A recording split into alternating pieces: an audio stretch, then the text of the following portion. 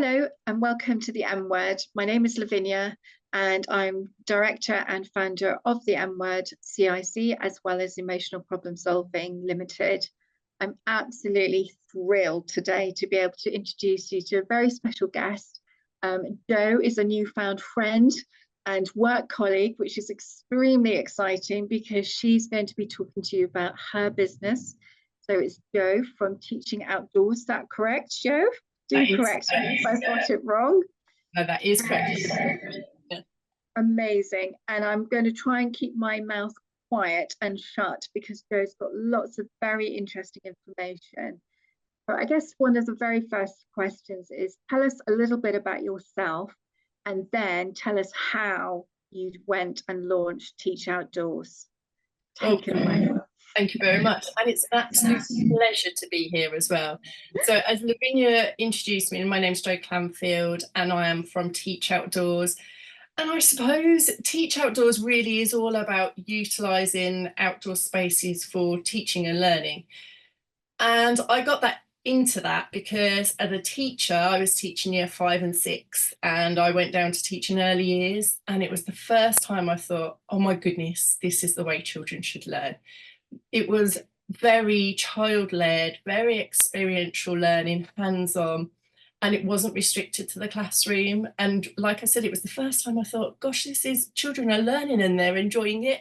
And why do we change? Because actually, when we look at the way children learn, that model really does change. So in early years, it's very acceptable for children to be learning through play and having fun while learning.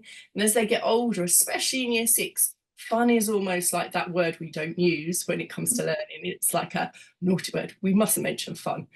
So I basically took that approach back to the older children, and I took those children that perhaps found it more difficult to be in the classroom, and as a teacher I found them more challenging to teach, and I just saw a completely different side to them. These were now children that were outside, they were smiling, they were completely engaged, they were having fun, and they were making a lot of progress. They didn't all necessarily know it, but the skills that they were learning were just brilliant. And I thought, this is what we need to be doing more of. Yeah. So basically my journey then went into being forest school trained, beach school trained, but at the heart of everything, I was still a teacher. So it always went back to supporting children for teaching and learning. And that's kind of how Teach Outdoors started. And with then the teachers saying to me, Jo, can you come and teach my class? So then I'd go and take their class out. But I thought, hold on a minute, if I can do this, they can do it too. So for me, it was about giving them the knowledge, the confidence and the skills to say, actually, we can step outside the classroom. You know, we can all do this as a teaching method and a teaching tool. Is very much looking at that space in which we teach. And that's how Teach Outdoors was formed. And moving Amazing. on 4 years later, I'm now supporting lots of schools to look at a whole school approach and also supporting families as well. And that's it in a nutshell. So how long has Teach Outdoors been going for now then? Oh, so Teach Outdoors has been going for about 11 years, 10 years. I mean, that's staggering, isn't it? Absolutely staggering. We think we're doing well at 4 years, but obviously you've been going a lot longer. Yeah, and it really started as well when I became a parent myself, and that whole juggling act of actually having a baby at home and dropping them off at nursery really early and being the last one to pick them up and investing so much time in everybody else's children, and then thinking, what do my own children need as well? So it was a really good balancing act for me to then step out of classroom teaching and really focus on perhaps children that needed a little bit more support in a different way, and teachers as well, just to support them in a different way.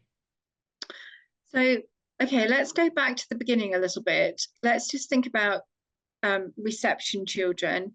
That year in itself is, I felt as a parent, is a very isolated year because it seemed to me to be the only year that was very play-led.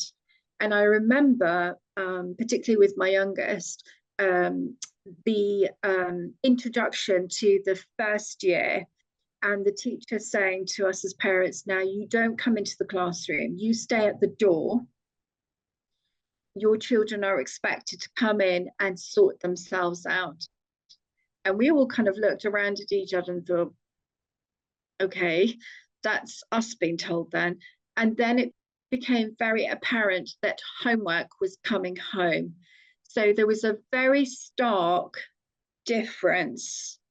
So tell us a bit more about how your work works with, because, you know, at the moment I'm hearing a lot about it's teaching outdoors, but it's also very play orientated in mind, when that gets left behind as of reception year. It does. And for a lot of our children, that transition is really difficult. And like you said, parents as well. Yeah. And that's often where we lose a lot of children in the system, because that's when they can't cope and they try. Yeah. That learning environment isn't helping them. So really, for me, it's about keeping that learning approach. It doesn't matter how we teach children. The curriculum is the curriculum. It doesn't say how we have to teach it, as long as we teach it.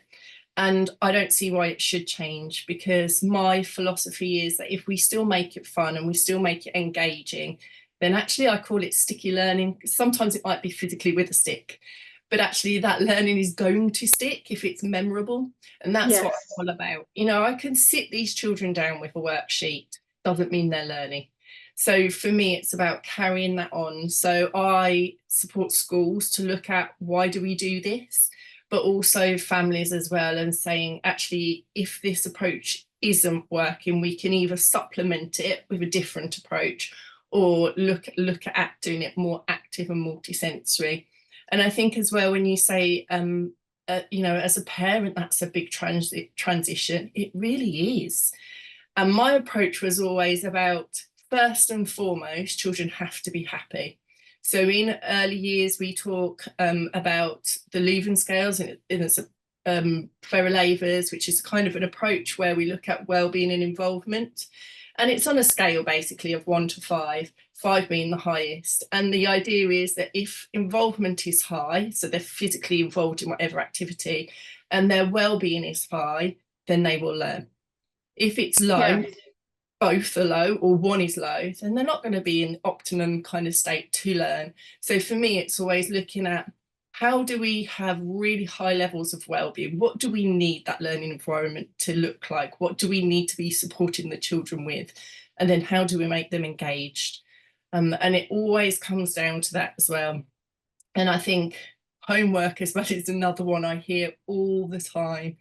And I say this from personal experience as a parent of a dyslexic child who's sent home 50 spellings a week. And I just think it's unrealistic. So we still do bits of it, but we do it very practically. We don't sit down with lists and lists. We will go and get a water gun out and we will shoot the chalk words on the floor. We make it fun. We get a fly swat and we swap the words. We step on them, we sound them out. So it's still doing exactly the same, but in a really different, fun, multisensory approach. Yeah, nice. So if I'm a teacher then, hearing all of this, how does it look if, for example, I'm going to be measured by, say, for example, SATs in year 2 or SATs in year 6? How would it look coming through you, as it were? Or do you even do SATs? Perhaps that's the first question. Do you even do SATs?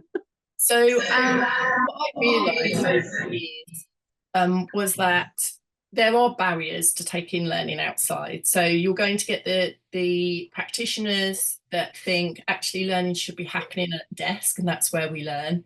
And it's about opening mindsets. So it's about giving research and looking at the bigger picture and giving the solutions. So it doesn't matter if I say, Lavinia, outdoor learning is the best thing. If you haven't got that knowledge, the skills and the confidence to do it, you're never going to do it, because there will always be them. And one of the biggest reasons that we found was SATs and accountability, whether that was Ofsted or SATs. They were the two main things that came up. So we basically flip those around, and we have a saying in our house: there's never a problem, there's always a solution. So the solution for us was looking at how we could do active SATs revision.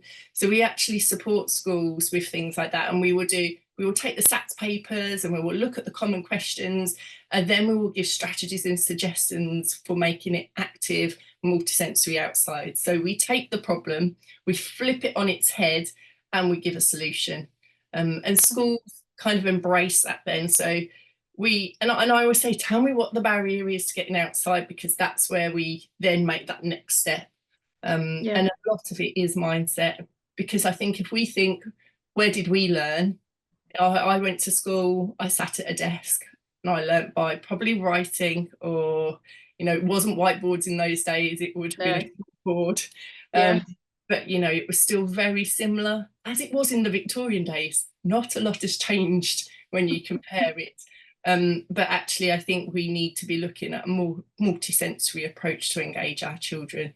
Yeah. And on a very practical basis, you've just mentioned being outside with weather, and I'm thinking, on a nice sunny day, it's probably okay. But what if it's kind of like lashing it down with rain? Then what do you do? Yeah, so that's a really good point, especially in our country, and especially with the summer that we're having at the moment. It's a bit rubbish. It certainly is. So it's really about grabbing opportunities. So I'm never a bigger believer in Wednesday at 2 p.m. we're going to go outside for an hour. It's actually, you know, I can feel that the class perhaps they need to regulate a little bit more. Let's go outside, and we're going to do 10 minutes of times tables practice by jumping around on the playground. And it's about utilising, it's about knowing your class and having that professional kind of dialogue with them to go, they're not learning by me keeping them in at the moment, so let's go out, let's have a little bit of a movement break, but let's tie learning in there as well. So yeah, practically we get them out. Now the weather is a funny one, because it's a very adult attitude to, we don't like the weather. And a really good example of this was, I was teaching in a school, and it was actually year sixes. And they were really engrossed in what they were doing. And typical year sixes, they don't ever want to wear a coat when they go outside. But I'm very much into teaching them the skills. You know, we look at the weather, we look at the temperatures, we look where the wind directions come in. So I'm giving them the skills to know, what is it likely going to be like when we get outside? Will I need a coat? So they kind of got used to me at this point. They took their coats, but they weren't going to wear them. They were hanging them on the fence, which was fine. But at the point that it got where I was tipping it down with rain, and I've got my hood down here and like up here, you know, and your eyes are just showing on me, full waterproofs. And I'm saying to them, year sixes, you need to go and get your coats on now. You know, it's tipping it down with rain. And there was a group of them that just looked up at me and went, is it raining, Mrs. Clanfield? I'm like, yeah, it's raining. I mean, we were in a treed area, but they were so engrossed in what they were doing. They didn't know. They just had no idea, because they were so engrossed. And actually, for a lot of children, rain is really exciting. Like, who doesn't want to go and jump in a puddle? You know, and actually, let's tie in some maths with that. Who can jump in the puddle, and how far can you make it jump? So it's all about utilising those kind of moments. But at the same point, if it's not going to work, it's really flexible. We just don't go out. You know, I always say to the adults, if you're not feeling it and you don't want to go out, don't go, because the children will pick up on it. And some children love being outdoors, some children don't. There's no hiding from that. Some children love learning in a classroom and some children don't. We all have different preferences. And actually, if you're an adult, I've seen it on several occasions where the adult goes out there. And I used to work with an absolutely amazing teaching assistant who would come outside with me, and I would be all enthusiastic, and we'd get the children engrossed in what they're doing. And she would stand there, and when I looked, she'd gravitate the children towards her that perhaps didn't want to be out there. And when we unpicked it, it's because she didn't have a warm coat on, she was cold. So her basic needs weren't being met. As soon as we addressed that, she was happily getting involved. Those other children were just happy to kind of go and take part. So I think the weather is a really tricky one. I'd say it's all about being flexible, not having strict timetables where you've got to stick to it. And actually, if you want to go outside because the sun is shining and it just suits the needs of the children that you're supporting, then go and make the most of it at that point. Yeah. So, but play-fed play-led, sorry, is the theme, isn't it? That's the core theme, isn't it, throughout? So it doesn't really matter, I guess, whether it's indoors or outdoors. Your core theme is it must be play-led. So we obviously have a phrase with some of our young people who are pathological demand avoidance with autism. And we say that activities need to be child-led. So it's quite interesting how you're saying it's got to be play-led. So can you tell us a bit more about how it, you know, I mean, you've mentioned year 6 quite a bit, and you were a year 5 and 6 teacher. So how are you getting them doing things play-led? Yeah. When I say play-led, I suppose in a way it's more active learning and multisensory learning. It's about getting them moving in their learning. So, Yeah. And yeah, PDA, exactly that. It's knowing how to approach that. And one of the best things about outdoor learning is that it gives you that opportunity, because I'm not saying to them, I want you to complete this activity, this worksheet, by sitting at here with this pen now when you've got 10 minutes. I'm saying to them, we're outside, could you show me 17? How could you represent 17? So they have a little bit of choice. So for example, they may go and choose one stick to represent the 10 and then 17 stones, or they may get a piece of chalk and they may do place value or part whole models, or however they want to. So there's a lot more choice when you're outside. And as a teacher, that gives me massive overview of those misconceptions, because when they're inside, they're all doing the same thing, might be slightly differentiated. They can easily copy. Yes. Yeah. When they're outside and they're all doing something slightly different, for me, that learning value is huge, because you'll find that this group or this child will then be saying, oh, I like the way you've done that, but look at mine, I've done it like this. So there's a real mix of learning there. And you also find that it can sometimes change that classroom dynamics as a group of children. So you imagine you in a class, you've always got those children who are your more able children. They're the ones that have got the answers just like this. You know, the ones that are achieving, that are at the top of their spellings every week. And then you've got the less able. Outside, the dynamics change, which I always love to see. So those that are generally more able in the classroom can sometimes find it a little bit challenging outside, because I'm not saying to them, complete numbers 1 to 10, just go away, complete those questions, then come back to me. I'm saying, off you go and show me. So my less able, who perhaps they may be dyslexic, or they may be struggling in some way to communicate their learning, they then have more choice in how they can do that. So it's really interesting kind of dynamics. So I think, coming back to the original question about pathological demand avoidance, it's about still giving them choice, and you know, like, how will you show me how you want to do it? It's up to you. So, and the other thing I'm kind of thinking is, when I was at university doing my master's, we were looking at how children learn in one of the modules around children. And I remember my lecturer telling me that actually there are 7 different ways of teaching. But the difficulty we have in mainstream school is, of course, the larger the class, the less time you have of doing, you know, the 7 different styles. And so most teachers in mainstream classes of sort of 30 are only able to kind of do 2 or 3 different ways.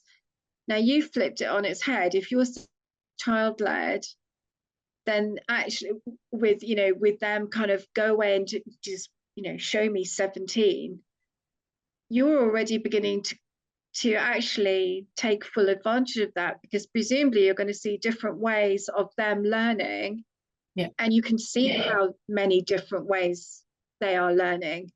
But at least then you can, I suppose, tune in more so to their style of learning. I mean, is that right? Is that how?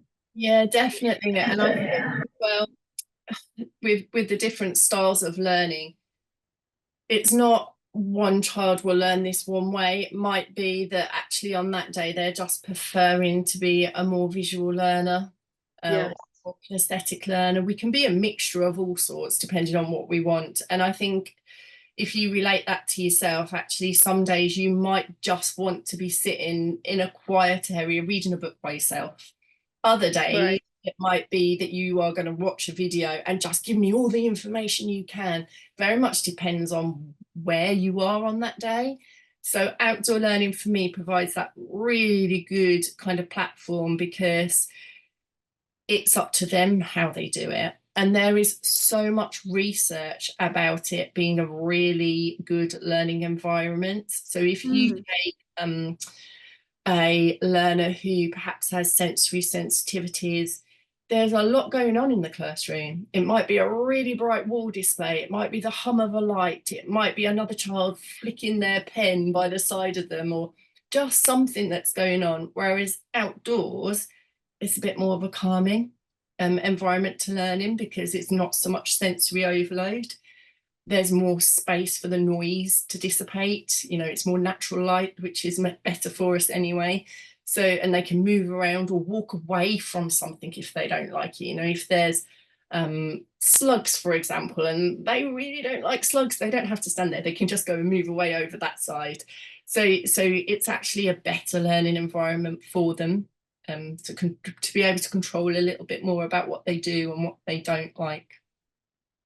I also find in my thinking as well with, obviously I deal with ADHD a lot. We've had some data back suggesting that something like 91% of those with autism have ADHD, and 98% of those with autism have PDA. So they're really high amounts, but the ADHD, I'm thinking, are definitely your best candidates, because you're encouraging movement all the time. And of course, when we're thinking about autism and ADHD, or pure ADHD, either way, they both need movement to process. So by being able to go out and move around, or indoors but move around, you're always having them at their optimum level. So I could imagine that those children who are being encouraged to take medication for ADHD then wouldn't have the need to take it, because you're creating that environment where you're adapting to their needs in a very natural way. So Yeah. curiosity, do you know how many young people with ADHD that you work with on a day-to-day basis? Yeah, lots of young people that we work with. And I think when you flip it around, especially a school day as well, especially primary, if you think of primary or secondary now, they come into school and it's silence or very quiet voices. They'll do the register where they have to be quiet. They may then go to assembly where they're walking quietly in lines, and they sit down and they have to be quiet and they have to listen. They get up, they move quietly. Then they go to their next lesson where they have to sit down and listen to the teacher again. Then they go off and do their work, which they have to be quiet. And if they're lucky, about 2 hours later, they might get a playtime. But if they've not been listening, they might get their playtime taken away from them. So they're made to sit down even more. They miss their playtime. And you can see how this builds up throughout the day. And then so many times I work with children and the teachers, their like behaviours got worse by the time the afternoon comes. They might be really disruptive in the classroom. And I'm like, but look what's going on. You know, you've literally caged them up. As soon as they're taken outside, it's a lot better learning environment. And one of the best examples of this was when I was working with a school, and the schools that I work with, I'll go and see how they're progressing and support them, because it's very much a whole school approach. So every single teacher in that school is upskilled to have the confidence to step outside the classroom. And this particular class, I think it was a year 5 class, they were doing history outside, and it was very drama based, and they were on the school field and they were doing the different roles of in this history lesson.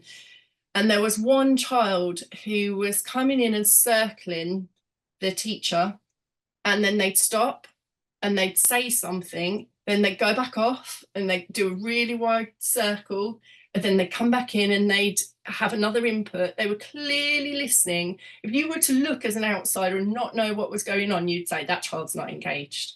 But you could watch this child, they were engaged in their own way, they were engaging. And when I asked the question, if this lesson happened inside, what would be happening right now?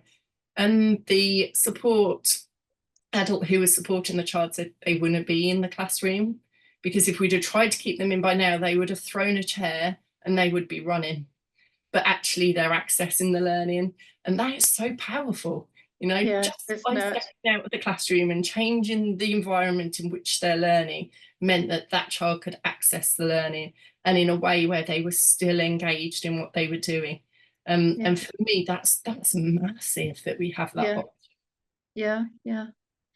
And I was just thinking as well, when you were saying about a child being kept in at playtime, we are currently dealing with a child who is struggling to go to school because of that very reason. If they're so slow with their work because they're not able to process, because they're not allowed to move, it just makes the circle even more entrenched, because of course they're going to get slower, they're going to get more anxious, they're going to get more upset because they're not allowed to go out and play. They need to go out and play to be able to have fresh energy and fresh opportunity to process, and it's all being denied. And I really struggle with understanding how teachers frankly can be so cruel. Yeah, definitely. And I think again it comes back down to the perception of how we learn. We learn by sitting at a desk in a classroom, and the more we sit there, the more we should be learning, as if it's kind of like by osmosis. It really isn't. So there is so much evidence to say that we know being active is really good for us. And we know that because a lot of schools now are doing this daily mile where they get the children to run around the school and be active. We know that, but we quite often don't see that being translated in the classroom, because just like you say, we see children are made to sit there. I was in a school recently where there was a child who exactly that. They were made to sit there because they hadn't completed their work. All their friends had gone outside and they were sitting there. And this particular child was having to copy off the board. I would pretty much bet any money they were dyslexic as well. So that retaining the information that they were trying to copy was difficult. And you have to question, what is the point of this? Why are you doing this? This child needs more than anything is to get outside there and have a little active break. Yes.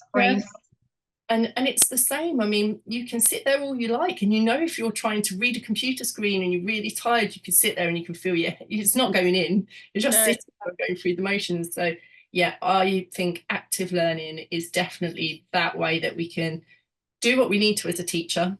We can learn the content. It's sticky because it's memorable. They've had fun, and they're also getting that active. It's the dopamine, isn't it? They're moving around and they're getting that active learning experience. So it just works, I think, beautifully. Why more teachers don't do it, I don't know, but that is my mission, to raise awareness and the solution as to why we do it. Yeah. Thinking about in mainstream school then, normally children from year 1 are sent home with homework. So how do you kind of work with that? Yeah, so homework again is another bugbear. Now, I've seen this from both sides. As a teacher, where I've gone, oh my goodness, it's Thursday evening and I have to send homework out tonight. So quickly, let me just photocopy a page because I've got to send something out. And I have been like that, and I'll hold my hands up wholeheartedly. I've done that, where I'll just send something out. And also as a parent, like I say, where I've had homework and it's a battle. To get my children to do the homework, and I dread it. It's like, oh, it's homework day, and you very ask that question, have you got any homework this week? And you don't really want to know the answer because it's going to turn into a battle. So it was that was one of the reasons really why we've started supporting families with the Family Hub, to say, actually, there is a different way. So if you are doing times tables, and both of my children are dyslexic and they've got very poor memory recall, so remembering something like that they have to try and remember to recall the times tables facts, it's really difficult for them. Yeah.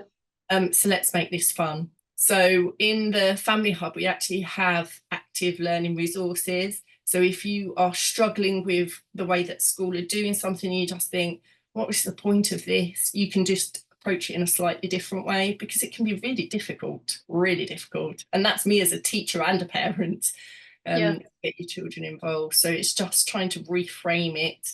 If I could get rid of homework, I would. It's definitely, because it's a pointless exercise in most cases. The best form of homework I ever did when I was teaching, again, was in early years, and it was very much practical skills. So it was, can you tie your shoelaces? Your homework for the next 3 weeks is to learn to tie your shoelaces.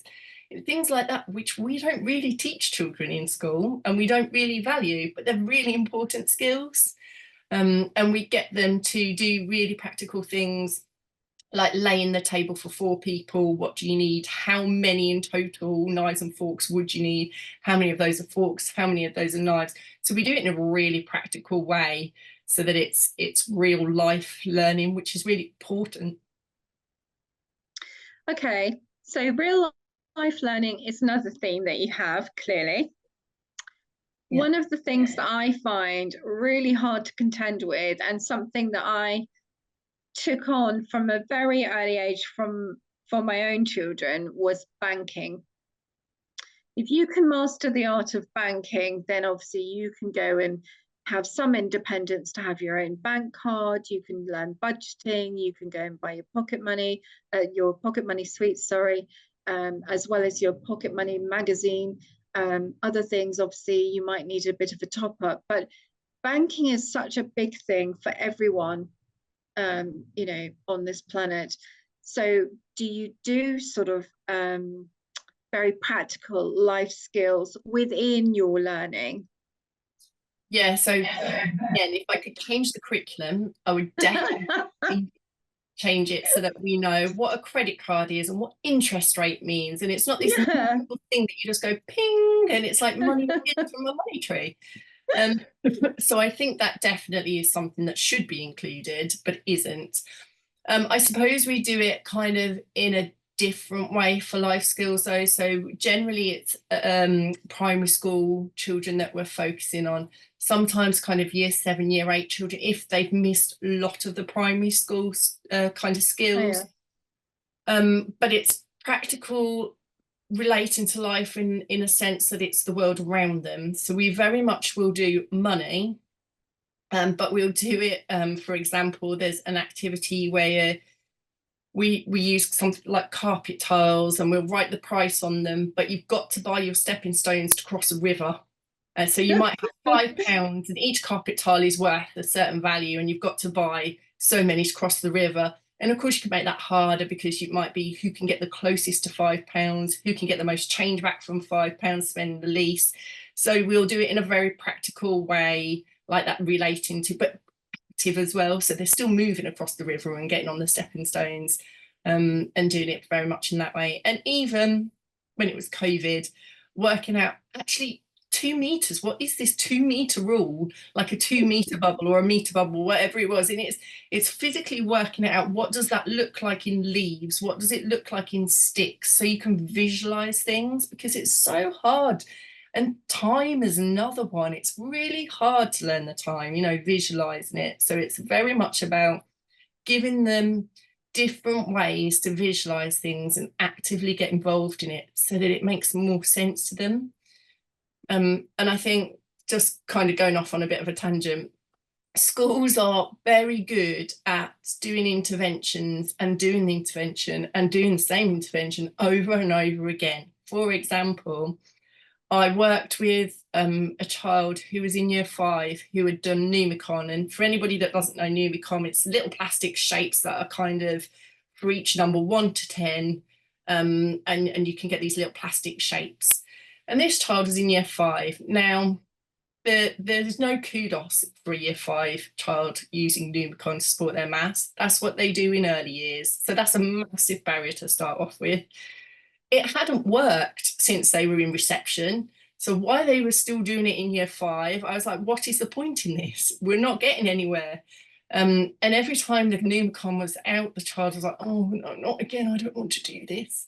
So we actually went outside and supported the child, completely different way, looked at place value, very much like I said, show me 7, you know, like I did with the numbers before. And all of a sudden it clicked. It was just a different approach, but we did it with go and show me, and did it very practically and looked at how we could represent it in different ways. And it's just finding that one way that they go, I get this now.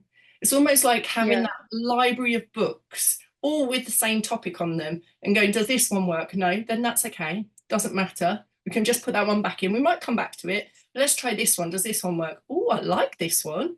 Yes, that one works. Then you add the next one to it. So it's just giving them some choices, really. So you've mentioned forest school, you've mentioned beach school. I heard, and I don't know how true this is, but I heard very recently that they are only a maximum of 3 days per week, and therefore people who, or children who attend these schools are not having to be vetted by Ofsted. Is that true? Do you know about that? And yeah, so it's very much. Go on. Sorry, I was just going to say, it very much depends how long the provision is open for and whether they need to be Ofsted registered. Right. So if you think about that then, and say, for example, one of our families are watching you and thinking about Teach Outdoors might be an interesting one for me, because I've got an ADHDer who will climb the walls, the kitchen sink, even with their arm in a sling when they've broken it from a previous fall. You know, mainstream school is causing so much anxiety, this might be an option. How does it then work if the parent is still having to work 5 days a week? You know, what does it look like is what I'm really trying to get at.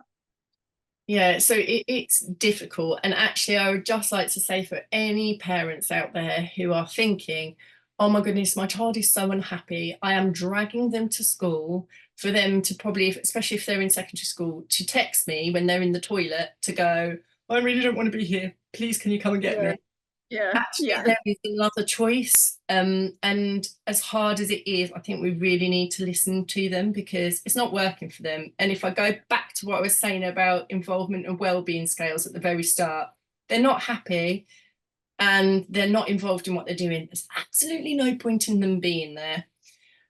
So I think always go on your gut feeling, as hard as it is, and there are definitely other options. So I think provisions like forest school are really good. I think you have to choose very carefully. There are now a lot of alternative provisions that aren't regulated. So do your homework really well. You know, what's their safeguarding procedures like? What are they going to do if your child does run? Are they going to restrain them constantly? You know, do your homework. And then there are other options. So as I said, with our family hub, we do actually have support from professionals. So every month we have a workshop from people like occupational therapists or Lavinia with mental health, or it can be how to teach phonics or how to teach reading, whatever it is. There's a vast range of different things. And the idea is to support you to make informed decisions for your child, because that's the biggest thing. You can tell me what you want about my child, but actually I need the information, relevant information, and I need you to give me some strategies, because if I haven't got strategies, what do I do with the information? So that's the first thing that we do, kind of empower you with the knowledge and the confidence to make those decisions. We also then offer it where we work with you to look at the bigger picture. So we can look at perhaps where those gaps are educationally, and it might be, you know, they still don't know how to count to 10. Is this a big deal? And we can then, because it's really difficult to do that as a parent, we can go back and say, these are the steps they need to be in place first, because schools are very good at pushing our children to the next level before they've actually built those foundation blocks. And if they're not there, it's all very pointless. So we can support with that and then build kind of a bespoke plan to say, look at this first, and these are some options for the way that you can do it. So we kind of empower you to do it that way, and support you on that journey. It is very much, we give you the tools to be able to support your children. Sometimes we do work with children on a one-to-one, depending on the locality and where they are. But generally it's about giving the parents and the carers those skills to go, okay, so what's next and what do we need to do? How are we going to navigate this journey? And we kind of navigate it all together, and go, sometimes it's about, actually that really didn't work, and that's okay. And again, it's about, let's take a different book off that bookshelf and see if this one will work, and giving the choices and empowering the child to look at their strengths. Again, so often schools will say, you're not very good at this, let's do some more. No, you're still not very good at this, let's keep going with the thing that you're not very good at. For example, a child that might have hypermobility finds really hard to hold a pencil. If they're told to do handwriting practice constantly, it's a bit of a pointless exercise, but I see it all the time. Then guess what? They don't want to write because their handwriting's not good enough, because they're going to be picked up on it. Pointless exercise. So why are we doing it? So for me, it's about looking at the child's interests and their strengths. For example, I've been working with a little boy at the moment, and he's really into World War II. That's his thing, it's his special interest, loves World War II. I don't know a lot about World War II, so I'm very open and say, teach me, you know, which they always love. But we have just done a topic all about boats, and we actually got so much in there, from floating, sinking, look at buoyancy, we've designed boats. The amount of learning that has happened, but to him that's his natural interest, because he is interested in different boats and he knows about the different features. So it's about finding that sweet spot, I suppose, and just going, okay, let's build on this and keep building it and boost your confidence, because there is a place in this world and you are good at what you do. I love the turning it around constantly, flipping it on its head, because you're right, we do say you're not very good at this, therefore we need to keep working on this. Whereas in actual fact, if we just continue to build on their strengths, although they may always be quite weak at something else, they will be able to have more confidence to try new things and keep trying when they want to, when they feel more able to, because having that level of confidence does a massive turnaround if you're wishing to try new things or give something another go without getting upset. But if you've got no confidence, then it's just gonna backfire, isn't it? Definitely. Okay, so if I've got parents watching this thinking to themselves, this all sounds lovely, Jo, I would like to do this, on a very practical level, how do they do it then? Because if they come to you as a customer, how does it work? What's the process?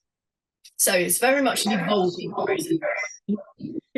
Because actually it's kind of a new thing that we're doing to support families, and that's basically come out of the need of it and people approaching us saying we need help. So it's very much evolving, and it will always be evolving, because I never want a buy off the shelf kind of product. It wouldn't work. So at the moment, we have the Family Hub, which is a monthly subscription. So it's £20 for the month, where you come and do your subscription, and then you get access to all of the curriculum resources. So that's English, maths and science. There are also nature connected activities in there as well. So for example, if you're going out on a walk, you might be looking for something that's rough or something that's smooth, something to really just focus you in and connect you to nature, because there is a huge amount of research and evidence about the benefits of nature connectedness on our mental health and well-being. And actually all of those pro-social behaviours that it kind of helps us to make. So we involve all of that. And then, so you get, the monthly subscription, you get the curriculum bank, you get the monthly workshops with a professional just to support your knowledge. And we also do a monthly career of the month. And this kind of came out with really the need for promoting that. What are you good at? with the young people that we work with. So like I've already said, there's a lot of low confidence and self-esteem with a lot of the young people. You know, they don't fit into the norm, so actually they must be a failure. And it was about flipping it on its head and going, well, what are your strengths? What's your interests? And often when we think about what do we want to do when we're older, we haven't got a clue. There's a lot of adults out there that are going, I don't really know, because you generally only know what you're exposed to as a child. So what do your family do? What do their close friends do? So we've flipped it around, and every month we interview a different career. So we've had a clown, like an entertainer, children's entertainer, magician, a zookeeper, naval communications engineer, a tank driver, and it's about really opening it up and going, have a look at what these people do. Does it sound of interest to you? What's really interesting, and I didn't think this would come out of it, as I think we've done 7 interviews so far, and we've only had 2 people who have gone the normal stereotypical route of education out of order. Wow. One of them left school in year 5. They left school and still very successful. And I think actually as a parent, that makes me go, oh, you know, there's hope for my child, because actually all we want is them to be happy and successful in life. That's all we want. And when they don't go the stereotypical normal route, that's really hard to take. You know, like everybody else will be like, oh, your child's not in school, well, they must be failing. And actually they're really not. They're probably likely to be more successful than some that have just plodded along in school. So in the monthly offering, we have all of this for you to access, and also an option for you to book in for one-to-ones with us.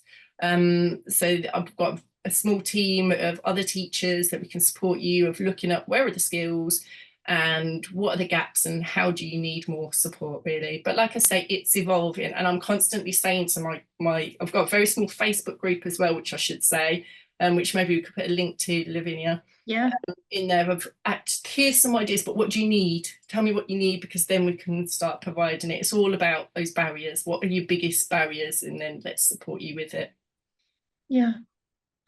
Okay, so you have a website, don't you?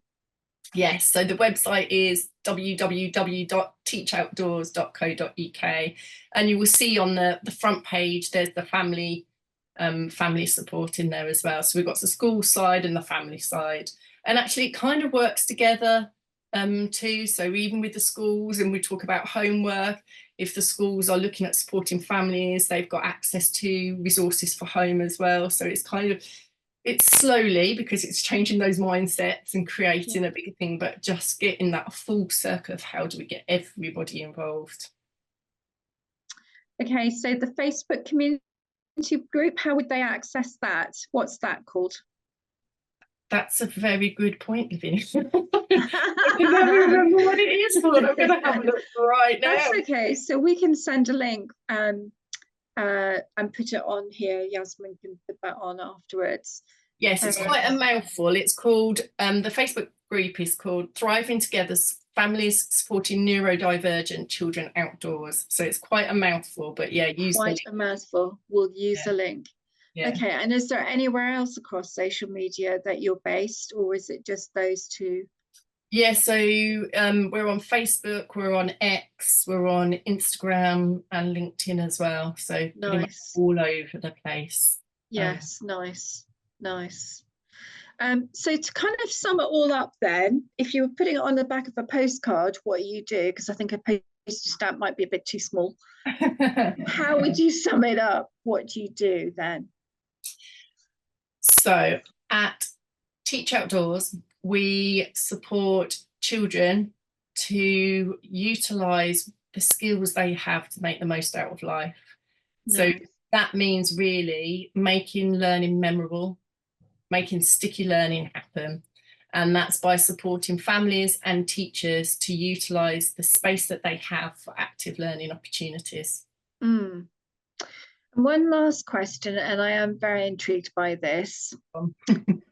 So there's a lovely document, thinking about children, getting them back into education, 100% attendance.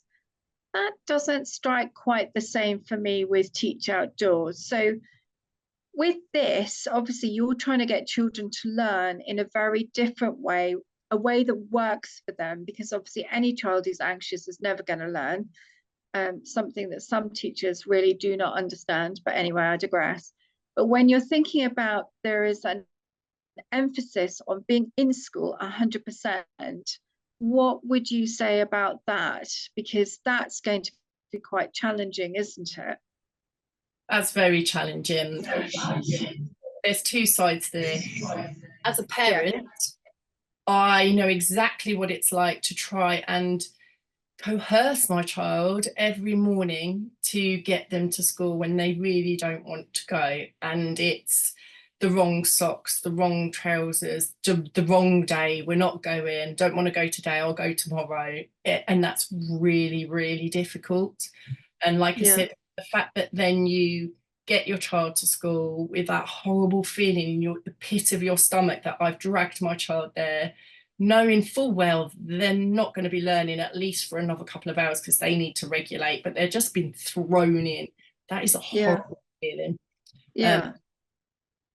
And I think actually it's quite difficult to go enough is enough when you know that. I think on the flip side of that, when you're in school and you're teaching, it's that attendance matters. We must be in school because it's going to affect us for the rest of our lives. And the statistics show And if you're not here for this many days, the reality is though, and even from those career interviews that I mentioned earlier, I think as long as the children are learning in a way and when they're ready, because if they are becoming so shut down that they just zone out when they're in school anyway, as long as they're accessing and engaging education when they're ready, then they will be okay.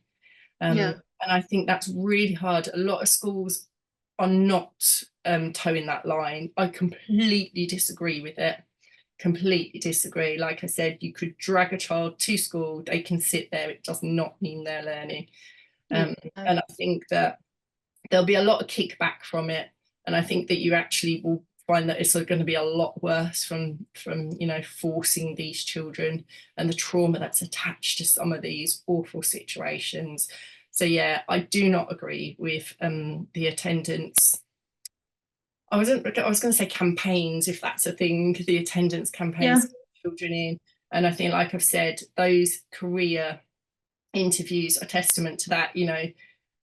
If someone's leaving school at the age of, is it 10 for year 5? Yeah, for year 5. Actually, they can become a really successful person in later life because they've chosen the path that they wanted to. They're actually accessing college when they were 14, so they went to college earlier than they should have done, but very much focusing on what they enjoyed doing. Then there's still hope for children. So yeah, I think tread the path carefully, and ultimately as a parent, go with your gut instinct on it, because yeah, it's a really, really tricky one when you're told it's right for the child. Then I think you need to be thinking of, are there other options? Because there definitely are other options. Yes. Yes, and the thing that drew us together is thinking about, an anxious child simply cannot learn. And it was thinking about, what are the other options? And you were able to say, as you've been saying all along, we look for the solutions. There is always a solution to be found, and there absolutely is. And you were one of them. Yes. And I think these children have some really wonderful things to offer the world. Yes. Working with a child who really doesn't like electric cars and the batteries, because the batteries are going to be dumped when they've come to their end of their life. And it's, there's a bigger picture to this. What if there was something we could do with hydro energy, if we split the water from hydrogen and oxygen? This is really deep level thinking, and I'm like, well, I don't know about that, but let's find out together and explore it. And so often we squash this when we're at school because it's that's not on our curriculum. That's a lovely idea, but actually, you know what, we should be learning about whatever it is. So I think actually sometimes these children have fantastic ideas and we should be listening to them more often. So yeah, exactly. It's been so lovely to have you come on to the hot seat and tell us all about what you do. I know there's probably loads more information for anybody listening. Joe is coming back to talk to us at our conference in late August. And so it's another opportunity. Joe, thank you so much for taking the time to speak with me today. It's been really, really lovely having you. And of course, it's lovely having somebody else who thinks, you know, like we do with regards to an anxious child who simply cannot learn. And not all learning has to take place in the school classroom, and not all learning has to be done in a manner of sitting and writing and listening. It can be done in a variety of ways, as you've told us. So thank you so much, and we very much look forward to keep working with you in the future. Thank you very much. And we'll say goodbye, but of course only it's an au revoir, not goodbye, goodbye, goodbye.